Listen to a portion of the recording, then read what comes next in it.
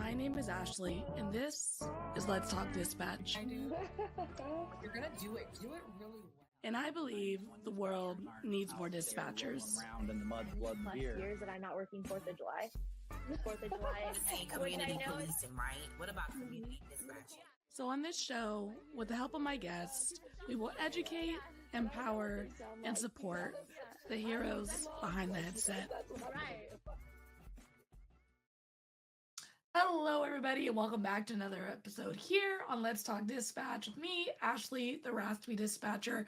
We are recording this episode on January 5th, so I have to take a moment to give a special shout out to my fiance, Claudia. It is her birthday today. If you catch me at a conference, the other individual who is usually at the booth with me, helping me spread the message, sell stickers, sell shirts, is Claudia.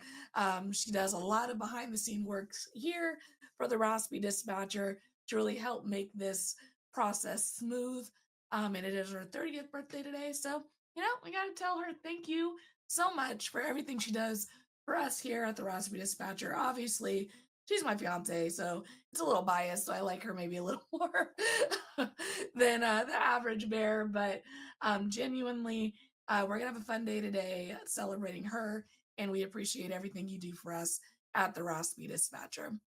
Now, before we get into our guests, let's hear from our sponsors. Sponsor is Zybex Media. Since 2020, Zybex has been creating impactful recruitment films for their customers. Zybex Media offers their expertise, providing a full range of media solutions designed to attract and retain talent for all PSAPs. Visit zybex.com/media to learn more. These partnerships help us continue to spread the message that the world needs more dispatchers. As always, if you haven't had the opportunity to check out our sponsors, make sure to do so. They help us continue to be able to put out affordable and free resources for current and aspiring dispatchers. And they're amazing, so definitely check them out. So for today's episode of Let's Talk Dispatch, I'm joined by Katie, an experienced dispatcher with over 8 years of experience in the field. They handle fire, medical, and other emergency calls at a secondary PSAP, and they are also the peer support coordinator for their department. They play a crucial role in supporting team members after critical incidents, as well as, and maybe the coolest part of Katie's job, they have a unique role as a canine handler for their therapy dog, Hudson, who provides comfort to their team and many other needs and just some pets when needed. So my guest today, Katie. Hi, Katie. Hey, thank you so much for having me. Yeah, again, thank you so much for being willing to jump on here and share your story with the listeners. Yeah, definitely. And happy Awesome. birthday, Claudia. Thank you. It is we have a bit of dramatics in our household. So she's turning 30, so the theme is a funeral for her 20s. If you follow me on socials, you might have seen some cemetery photos with a lot of glam. So it's gonna be a day. It's gonna be a lot of fun. I support it. I'm about it. For some of us, 30s are a little farther away than others. But Yeah, definitely. who's counting, right? Who's counting? Well, Oh, can you tell us a little bit about yourself and how you got into public safety? yeah. So I'm Katie. I work in dispatch. As you said, I've been there for 8 years now. I work for Ventura County Fire, which is in Ventura County in California.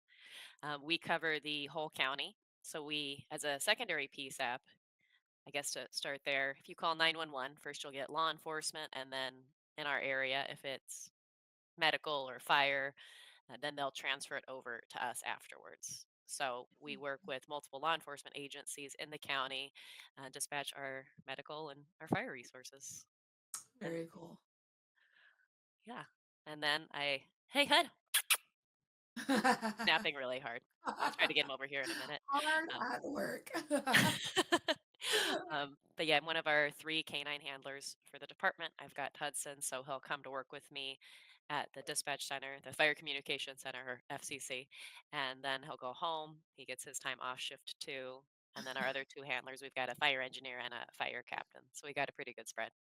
Very cool. So how did you become a handler? Did you have to like apply or I'm always very interested in different ways departments create kind of lateral or specialty assignments for dispatch because those are a little limited for us, right? Yeah, I think what I have found, and we've got a great department that's very supportive of people who want to get involved. So Mhm. that's Mhm. the baseline, which is great. But it was just getting involved. So I've been doing peer support for 5 years, and it Mhm. was at the end of 2022 that we got the canines. And Mhm. the chief who was running the program at the time really encouraged me to apply because I had been active with other peer support Mhm. activities and things like that. And I was like, I don't know. It sounds like a lot of responsibility, and it is, but Yeah. it's worked out really well. But I had applied, a handful of other people applied, and I luckily was one of the ones that got picked. Mhm. We had two canine handlers from outside neighboring agencies come in to do the interviews just to Oh, try very to cool. keep it unbiased. Yeah. So I think that worked out well. But they Mhm. were experienced, and I ended up getting Hudson, which was great. Mhm. Um, and yeah, just going from there. But I think the opportunity, like you had asked, it came up by going and being a part of the team and sticking with it. Which is the hardest part, huh? It's Yeah. the sticking with it part. And are you guys on like a 48 or 72-hour type schedule, or what does your schedule look like when you and Hudson go to work? So we do 12.5-hour shifts. Mhm. So if I work, let's say today's Sunday. So I was off Friday, Saturday, and Sunday. I'll work Monday and Tuesday, be off Wednesday, Thursday, then work Mm. Friday, Saturday, Sunday. Oh, okay. Okay. So without the mandated overtime, every other week Mm. off, which is nice. Yeah. And then our 12-hour shift will basically be from 7 a.m. to 7:30 p.m. or Mm. 7:30 a.m. Mm. And with one of the things that I had asked the dispatch supervisor, the center manager, as well as the chief before I even put in to apply, I Mm. said, hey, part of this, I think I need to stay on day shifts because I can't effectively train a dog, Yeah. expect him to be on night. It's probably just going to make him miserable. And Yeah. luckily, they were supportive of it. They said, okay, so Mm. we'll do um, day shifts. And then, Mm. depending on what the shifts look like and if somebody's on a sick call or if we're upstaffing due to weather, things like Mm. that, we might work extra days. Or if it's like a last minute call out, it might be, Mhm. hey, it's 5 p.m. You're staying the night because you're at the top of the rotation. And at that point, he has a crate at the dispatch center, which he uses for Mm. naps and also for when it's nighttime sleeps. Very cool. So what does like a work day for Hudson look like? Obviously you're there, you're doing the dispatch job, but maybe a critical incident comes out or, something of that nature. What does that look like for you and Hudson? So, regular work day, I wake him up, he eats, we go to work, he goes back to sleep. Everyone's envious. um, but he'll just kind of hang out. We'll go for a walk when we can during the day. It's pretty mellow. Go home, do another walk.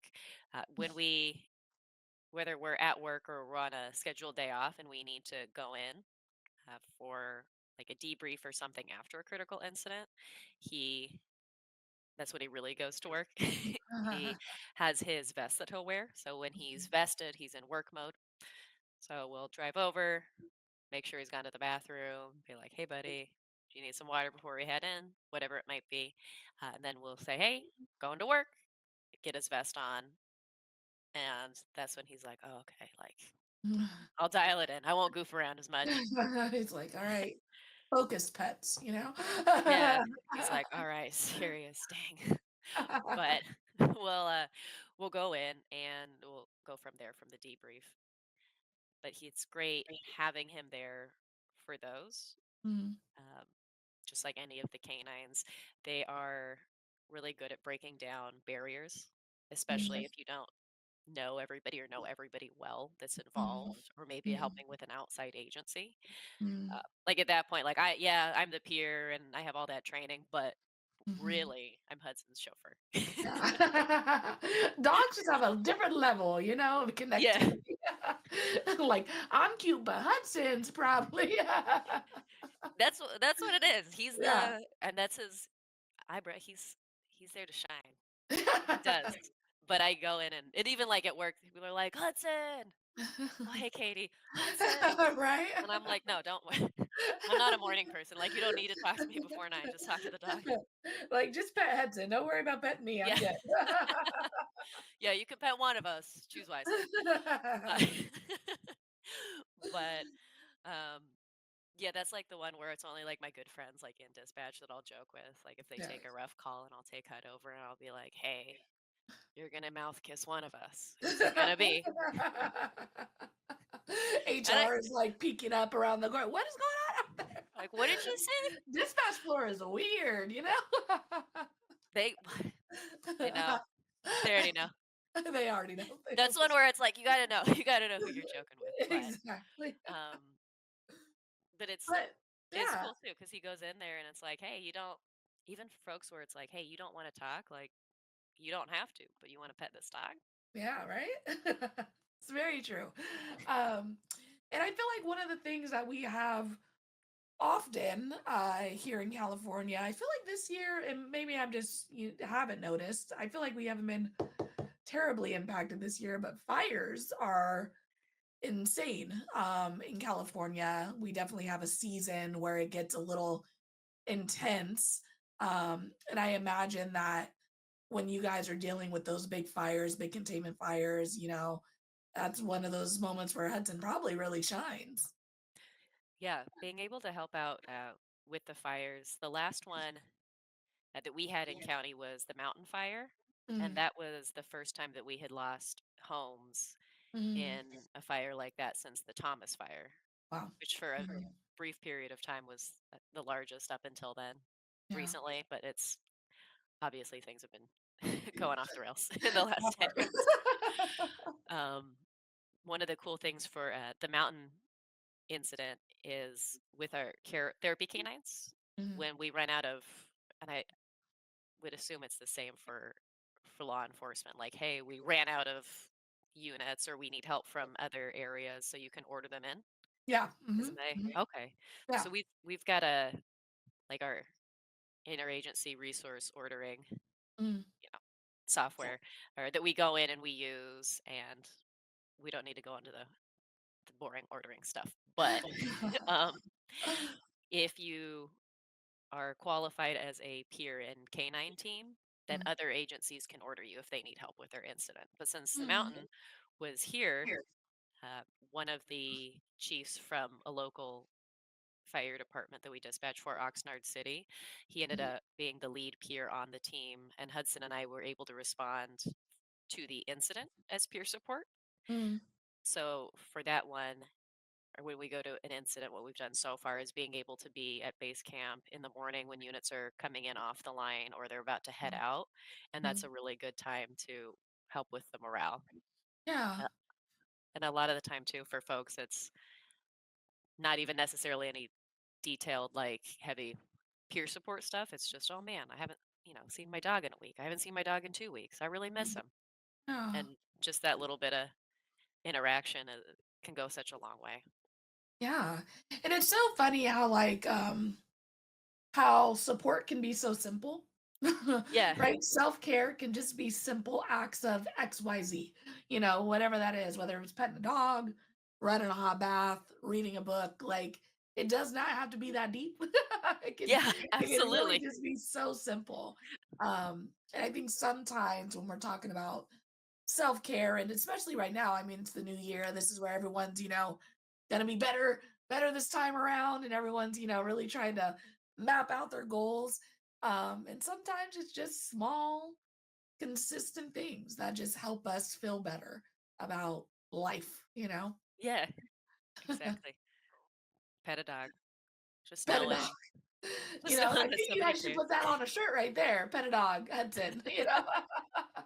Just so that's in picture, you know? You know, I'm all about the merch. Yeah, Oh, very, we very have cool. I made some stickers for him. We just got Okay. in the canine trading cards, which was Oh, so cool. fun. Very cool. Yeah. I feel And like, the a lot of our officers hand those out too. yeah, we were like a week or two ago, they came in, Mhm. but I saw, which I didn't know existed, and I think is really cool, which is why I'm sharing it now, even though it's off topic. So the trading card company that we got it from, like their Instagram has all the different cards of the animals that they've made them for, and Mhm. there are search and rescue otters that help with. Stop it. I know, I saw it. Such I was rescue like, honors. yeah, with like river search and rescue, and I was like, that's Oh my gosh, amazing. what's the movie, TV show? It's like an anime maybe, and there's an otter that delivers stuff. Oh, what? Oh no, this might be a Oh, book. This might be a book I'm thinking of, and it's not even a movie. Oh my gosh, it's gonna bother me. I gotta find it offline. But it's that yeah, type of thing, like the otters deliver the mail. It's yeah, they're out there. They're employed. They oh, work with the responders. okay, what are they doing? Are they going and grabbing stuff? Or like I just I feel didn't. like the Yeah, little hands, like, what are they doing? I didn't get into the specifics, but Okay. knowing they existed, and then there's like all the dogs on the trading cards and all. There was the otter, just like, Just, oh man, it okay, was. who gets to take the otter home? I don't. Like, you know? This Does is the otter the. get to go Can you home? reach out if I Oh send you my the link? Will gosh. you interview the Oh my otter gosh, people? 1,000%. I will blow them up until they have to go. Good, because I think the world needs to know The about this world needs we specifically. have questions.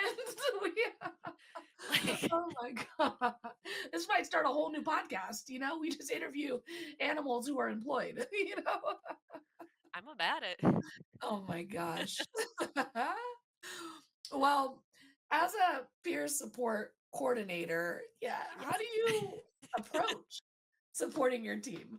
Like, especially, you know, after critical incidents and, you know, sometimes people don't want to be supported. You know, how do you create an environment where people can reach out for that support, which is maybe the hardest part? I think it's definitely like, yeah, I'm the coordinator, and it's very cool, and it's something that I'm really glad that the folks in the department entrusted me with, especially considering, I'm not a firefighter or a line person. To be able to do it as a dispatcher is really neat. But we also have Mm, this really great team, and it's nothing without the team. mm, And I think a big part of that for probably any peer support team, it comes down to that confidentiality mm, where, that can make or break a team. And having gone to peer support conferences, and the more I learn, it's like, hey, if you break that, that takes so long to repair if you can ever fully repair it, and you might mm, lose people, forever if they know that something like that's going on. And mm, fortunately, and hopefully hopefully it keeps up. In the time that I've been on the team, I haven't heard about any problems with that. mm, Um, so I think folks knowing, hey, I can go and talk to peer support, and folks aren't going to know my business mm, is really critical and a big part of where it starts. And then from there, just like before, you just keep showing up and you keep doing what you can. Making those resources available is something that the coordinator before me did a great job of. We have our EAP, our Employee Assistance Program, and I think we're fortunate with those folks too, because sometimes I'll hear horror stories about other EAPs or people that just aren't competent. mm. One of the cool things is our EAP clinicians have come out. They've done ride alongs in the field. They've done those sit alongs at dispatch, Very cool. and they'll show up to. There's a coalition in the county for all the peer support coordinators for the Mm, first responders. mhm, They show up to those meetings. When we have our department peer support meetings, they'll come to that. And if the main clinician can't come, she'll have somebody else go. mm. And so being able to tell folks that, be like, hey, we've got people that are invested, that are learning. Yeah. We partner with, where we contract with the Counseling Team International. Are you familiar with them? I don't think so. It doesn't sound familiar. Okay. They're a group where you can contract with them and they provide a network of culturally competent clinicians. So like they do that Mhm. screening for you. Mm, And then there's the follow up with them. But we have each department member has 10 free counseling sessions through them mm, every year. mm, And the department members' dependents mm. also get those 10 free counseling sessions. Okay. And that's something for like maybe people still don't trust EAP. They're like, no, I don't trust the man. It's like, okay, Mhm. cool. There's this other thing. And it gives you more options for clinicians where they can go talk to them and the department doesn't know. The only thing that happens is at the end of the month, the bill gets sent. It just says, hey, these are the total number of hours used, and here are topics that came up.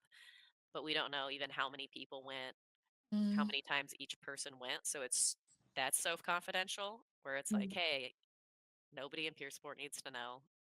Nobody in the department needs to know, but you have this professional resource available. mm, And I think that's the longer it's going on and the more we can get that out, the more folks use it successfully. mm. It's that just building confidence over time, staying consistent, and when folks have suggestions, trying to listen to those and address them. Yeah.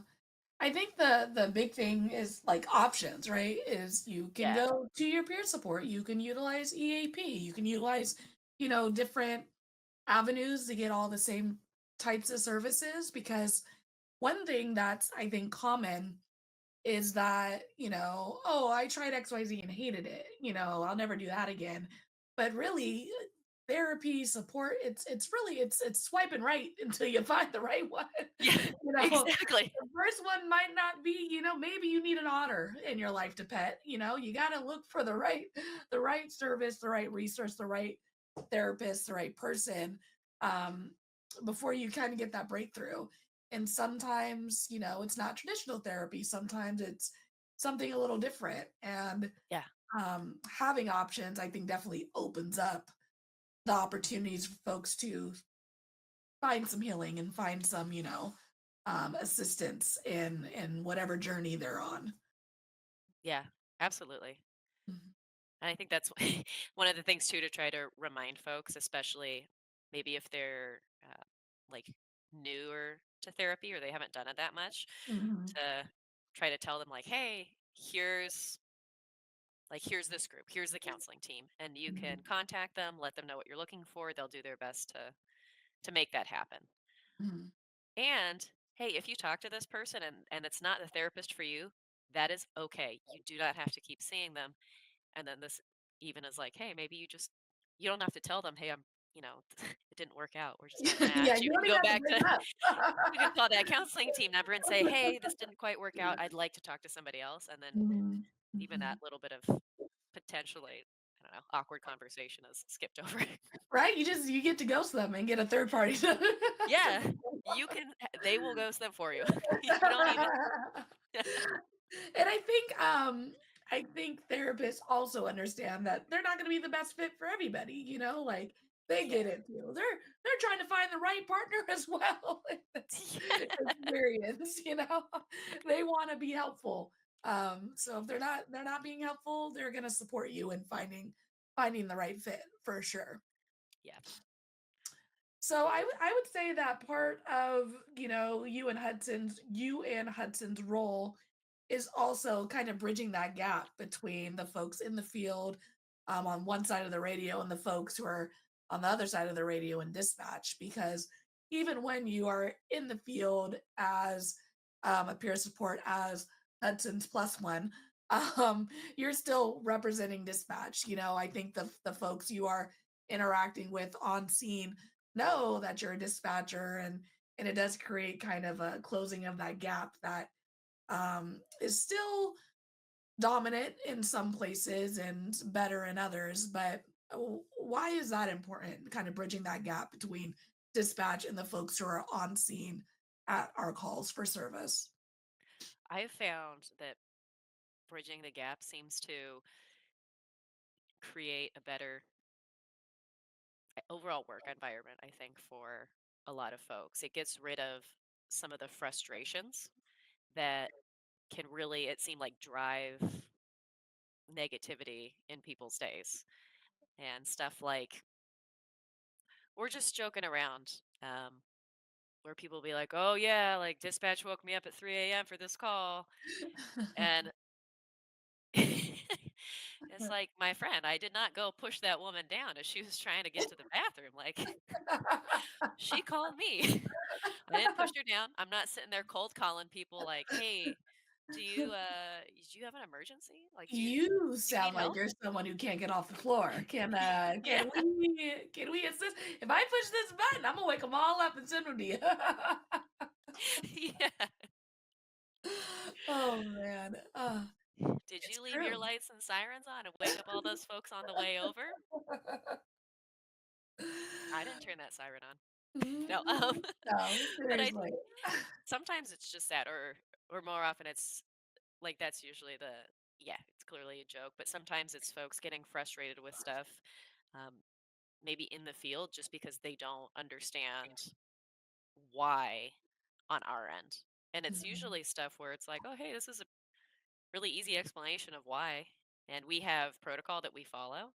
So there's other times where it's like, maybe, you know, they think it's silly, and there'll be times when I'm like, "Yeah, I think it's silly too," or like, "Hey, I know this fire alarm has already gone off 5 times today. Yeah, However, yeah. I got the call. It's not Mhm. my choice to say, 'Hey, we're not gonna do it.'" And, like, even if it was, like, "Oh, man, I don't really wanna risk my job and my career." This would be Like, the time that it is yeah, on fire. The time I don't send it will be the time that it's engulfed absolutely, in flames. Just absolutely. Mhm. And just to be like, "Hey, I get it," Yeah. right? They're like, "Why are Mhm. you doing this?" It's like, "I have to, like, it's my career." And usually it's Mhm. that, to be like, "Oh, well, okay, like, that's pretty serious. That's a good reason." Yeah. And even if it's a shared frustration, or to be like, "Hey, I have to dispatch it. If you, as the captain, don't want to go, you don't have to. Just let me know." Yeah. And I'm Say it not on the, recorded line for me nice and loud, and I'll clear it out. Oh, Yeah. you're right. I mean, a lot of times it's just kind of a communication barrier, They Yeah. got stuff going on that I not aware with because I'm not out there doing that job, and then I have stuff going on in here that they're not aware of because they're not in here doing this job. When I Yeah. work in a minimum two-person center, late night, we usually have about 3, 4 during the day on a good day, that no one's taking time off. But minimum, it's me and my partner. So my partner's running radio, I'm answering phones, and if phones start to blow up, we're both answering phones and they're working radio. So, but if an officer doesn't think about that and they're just putting out insignificant traffic and it's like stand by and they're not standing by and it's like no, no, seriously, you need to stand by because I can't hear you right now because I'm trying to put this call on hold. And so sometimes just having that relationship allows more Yeah. grace, right? Just to allow people Absolutely. grace, because Yeah. if I know officer so and so on a more personal level, but still professional, but more personal, when they give me attitude on the radio, it's going to be like, what's going on out there with officer so and so that got them all frustrated, instead of, oh, they got me messed up, it's going to be, there's going to be more grace given in those moments for sure. Yeah. Yeah. I think absolutely having the grace. And it comes down to it where it's like, hey, if they don't know you're answering the phone, or for our center where it's like, hey, there's at least one person that's always on radio, but if everybody Mhm. else is on the phone and that one person all of a sudden has, 5 radio channels that they're monitoring, they're not telling Mhm. you to stand by because they're, trying to mess with you, or Yeah. like, you're important. But Like, I'm not if taking a there's a bite of my sandwich. I'm yeah, could you imagine? no, Like, I'm not taking a sip of water, I promise. yeah, I am doing something else. yeah. Or it's like the party where it's like, hey, I know that, your thing is important, but if over Mhm, here we have a safety thing, that's the mhm. priority. True. And Mhm, if your thing mhm. is a safety thing, you gotta tell me right out the gate. Yeah, Let me know. yeah, stand by unless you have priority. Silence. All right, I'll be right back. And that just like for some folks where they didn't realize that, oh, one dispatcher is listening to these 3 different channels. And Yes. all it took was me being like, oh, yeah, that's why. And they're like, Yeah. oh, Yeah. What do you okay. mean? Like, it's really helpful when, sergeants, command staff, whatever the structure is in your organization. I have a sergeant that comes up probably every day and just like, anything I need to tell these knuckleheads, like, and really like has conversations and provides feedback. And, because I think for me, like, I don't ever think that anyone is trying to intentionally ruin my day. Like, an Yeah. officer giving me attitude or like, being snippy or, whatever it looks like. I have the intention that everyone's just trying to do their best at their job with all their baggage they're bringing into it. And when supervisors or leadership can be a voice between the gaps in addition to us creating our own relationships and conversations, it's just super helpful. Oh, They yeah. go to line up every day, they have conversations, there's always something dispatch can do better, there's always something infield patrol, can do better. It's just a matter of if we can admit to it and if we can just be intentional with it, trying to do better, because I am no perfect dispatcher. There is never no reel I've created, no podcast episode. I am not the perfect or best dispatcher in the world. Um, and I think that's what makes me a good dispatcher is that I'm willing to admit when I mess up and I'm always trying to do better. And I think most people who show up to this type of job, whether in the field or in the dispatch center, have that same kind of mindset of like, I'm just trying to do well, Yeah. And I think just saying that goes such a long way too. Mhm. Or having Mhm. that conversation and or finding out on their side, hey, what's something really small that I never think about that Mhm. is really important. Mhm. Those sorts of things. And Mhm. getting an appreciation and just a better environment. And the other thing with like peer support is, hey, if there is a debrief, our department's gotten really good at remembering to invite the dispatcher who was involved, who took the call, which it wasn't always, even since in the Yeah. times that I've been there, Oh, it gets left 1000%. out. Yeah. And, even in I mean, there are some centers that don't even have peer support in general, and if they Yeah. do, some don't include dispatch at all, right? So including that is it goes such a long way. It really, Yeah. really, truly does. Hmm. And if you can have a little bit of the relationship built up or know at least 1 or 2 people or just have that kind of positive thing, it's not as scary for dispatchers to go out of the dispatch center, which is, it spooks them anyway. I know But we will run. We will run right back into our hole. Um, yeah. we got this new ice machine at my job. Yeah. And we had like a Aquafina one in the center, and they stole it from us. They took it out of there, so now we have to go into records, kind of like down the hall. Not far, but still dramatic for dispatch. It's miles in my head. But I was out there, and it was like 7 in the morning, so it was Oh, inhumane hours. yeah. Number one, and I was filling up my ice and my water, and I just dropped the ice everywhere. And I heard, I think it actually was my lieutenant, but I didn't know who it was. I just kind of heard them because they said good morning, and the ice just falls everywhere. And I was like, this is why they don't let us out of the dispatch center. And they're just giggling in the records room, and I'm like throwing ice in the sink. But it's true. I mean, you go into these situations where you're around a bunch of uniformed folks who were in the field and dealing with the incident, and it started with you and you heard the XYZ, whatever it was. Um, and just being able to give feedback to that part of the conversation and how it started, because I think that's the biggest kind of part that's missed by citizens and sometimes the units who we work with is that everything I'm hearing, I'm doing my best to tell you, right? I need to Yes. paint this picture. I think that's what happens when citizens get so frustrated with our questions is like we're playing a game of telephone like on crack. Like, like Yeah. you're screaming about all of these things out of order. I have to take all these things and put them in the important order and then field more questions to you that I know my units are going to ask while they're asking the questions to me that I'm already asking to you. Like it's just this really extreme game of telephone. And when units get onto scene and it isn't the telephone that we gave them, there's frustration there, but it's like, well, I'm only working with what they're yelling through the phone. And I can't, we're not in the world where we're seeing what they're seeing 100% of the time yet. So sometimes that aspect gets missed for, I think, responders. Is like, I am only able to give you what I've been given. And when they're like, well, why didn't dispatch say XYZ? And it's like, I wasn't told XYZ, So having Yeah. that moment to have that conversation and be able to air that out in a debrief, I think is super helpful. Yeah. I agree.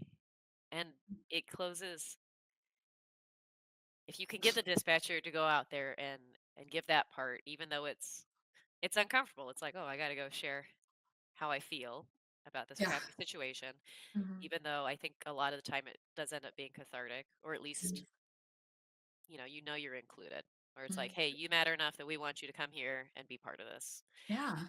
But it can be for the units, it could be like, oh, hey, this answers those questions that I had. It can bring them some peace, and it can also really help the dispatchers. Like one of the more recent debriefs I had been to, uh, one of the fire captains had been very happy that previously a dispatcher had attended one because he could tell, hey, this dispatcher was very upset because they felt like they didn't do enough on the call. If they had done something else, if maybe bleeding control had been started those 10 seconds earlier, would Mhm. that have been what made the difference? Yeah. And for him to say, hey, no, you did a good job, and to give them that piece of, unfortunately, in this situation, there was nothing you could have done Mhm.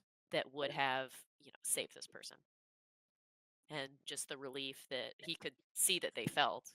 Mhm. And I think those are the kinds of things where it's like, oh, okay, like this does matter. It can make a difference. And Mhm. now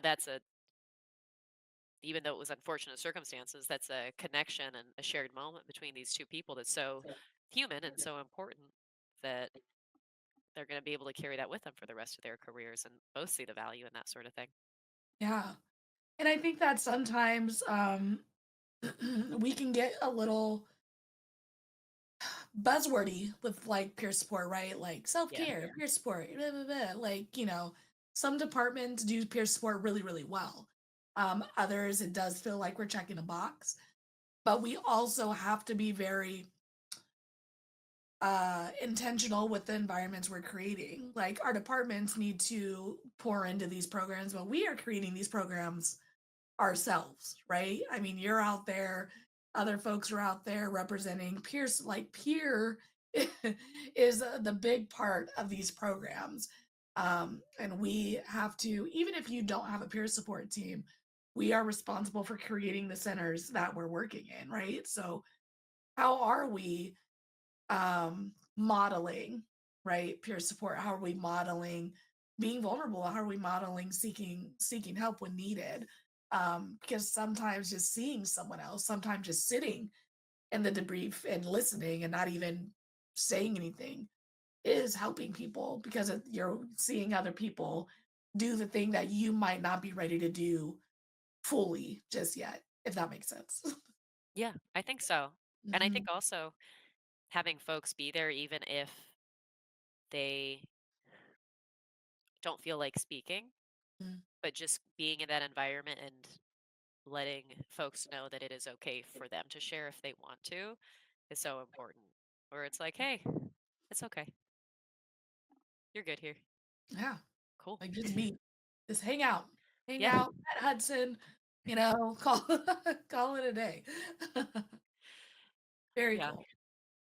Well, what advice would you give to other centers or other agencies who are looking to enhance their peer support program and team and maybe get a dog. You don't need to reinvent the wheel, I think is a big one. Go to Mm, go to those agencies. They can be nearby. They can be folks that you meet if you're at a conference or, oh, hey, the friend of a friend. Get their email and mm, send their policies over. For our canines. LA County, they already had their program set mm, up, and one of their handlers who had really done a lot of the work to get that going mm.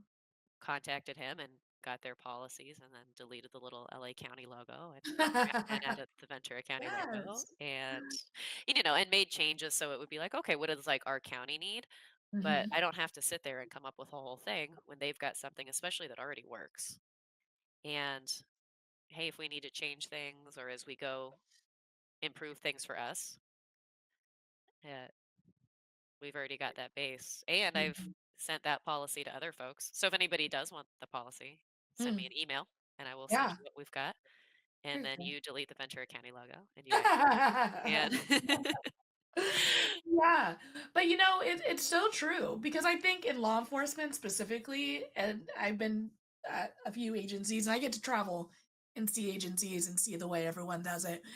We in law enforcement have a way of thinking we are doing it right at our department, and it's not like every department.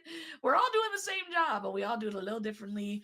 Our tin codes look a little different, so I think telling people like genuinely you don't have to make it all up. You can learn no, from your peers and just build off and customize to what fits for you and what makes sense for you. But I think that's super valid, such a valid gem of a point. yeah. And it's going to save you time, especially probably a lot of headache later on, but you tailor it. Um, LA County is really big compared to Ventura County. So, hey, we can do things a little bit differently that suits our department more. And Oxnard City is much smaller even than Ventura County. So maybe the way they do things isn't how we would do it. Mhm. And those things wouldn't work for the other. But if it works really well for them, heck yeah. Heck yeah.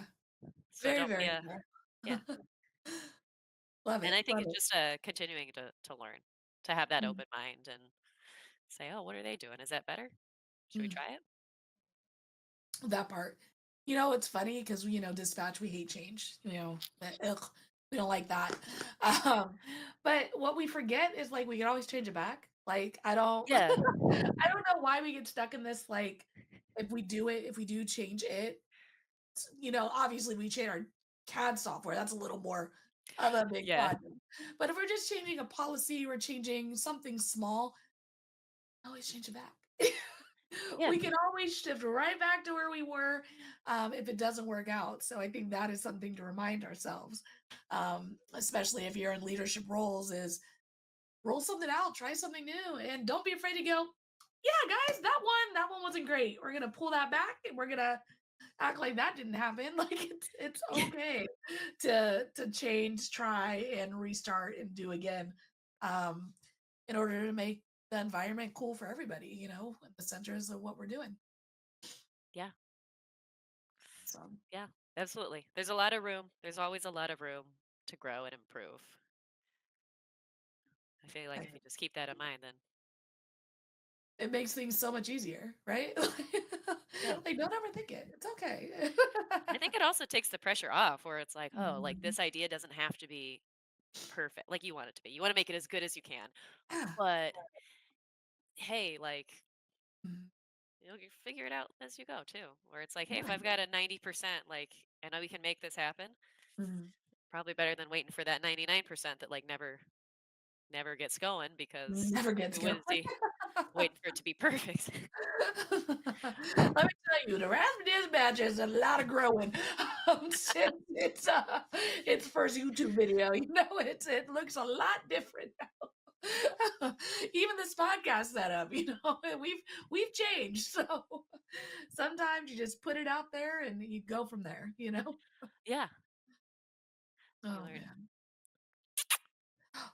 Hey, buddy, give me Hudson. a loop. Let me get Hudson over here so he can say hi. Okay. Come here. Oh, I'm so excited. Come here. Oh It's my too God, late. I'm fluffy. Oh, going right back down to sleep. Buddy, you worked too hard? Hudson. Oh, she's so fluffy. Oh, hey. You know what? I think we made eye contact. I felt it. I There was think a so. moment. He saw you. He was like, who is this? Wait, is my vest on? What am I doing? What's happening right now? It's like, is this Oh what my she's been God. up to on the couch talking to Oh folks? my gosh, hilarious. Well, it's been wonderful, Katie. Hearing all about peer support. Peer support is something that we can continue to improve, and everybody Yeah. needs a little bit of it. And we talked a little bit offline about, you know, having these conversations. Everything that we talk about is not going to be for everyone, but maybe one thing is. And take that Yeah. one thing and, try to implement it into your department. Yeah. If anybody out there has good ideas that you think I should know about, please send them to me. Oh my gosh. Ain't that the truth? Send them my way too. Shoot. Well, Katie, the last question that I ask everyone who comes onto my show is, what advice would you give someone who's considering a career in dispatch? Ooh, it's yeah. If you think that it's something that you would enjoy, I think that you would, once you're in it, find it to be worthwhile. There are going to be days and calls that are really hard, but if you show up and you learn and you become proficient and really good, I think the good outweighs the bad. But yeah, it might take a long time to get hired just to apply. Hang in there. Once you get there, be respectful, learn all that you can. And yeah, once you're good at like your job, know that there's other avenues that you can pursue, and you can be in peer support, or you can be part of cadres, or you can be that person that's really good at writing policy for those of us that, need help. Very, very true.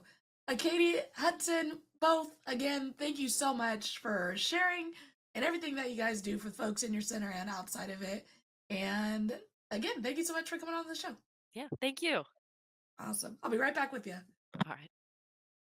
All right, everybody. Thank you so much for tuning in with us. Another amazing episode here on Let's Talk Dispatch. Hudson, you're doing amazing things. Shout out to your handler, Katie. It is a very interesting role to play on a peer support team in a center while still doing dispatch. So, very, very cool. Folks, don't forget to hit that subscribe button because maybe next week we're going to bring the otter on. I don't know. It's still up in the air, but me and Katie, I'm sure we'll figure it out on the backside of this episode. Until next time, everybody, stay raspy. Thank you for listening to Let's Talk Dispatch podcast. Don't forget to hit that subscribe button. You can find us wherever you listen to podcasts, including Apple Podcasts and Spotify.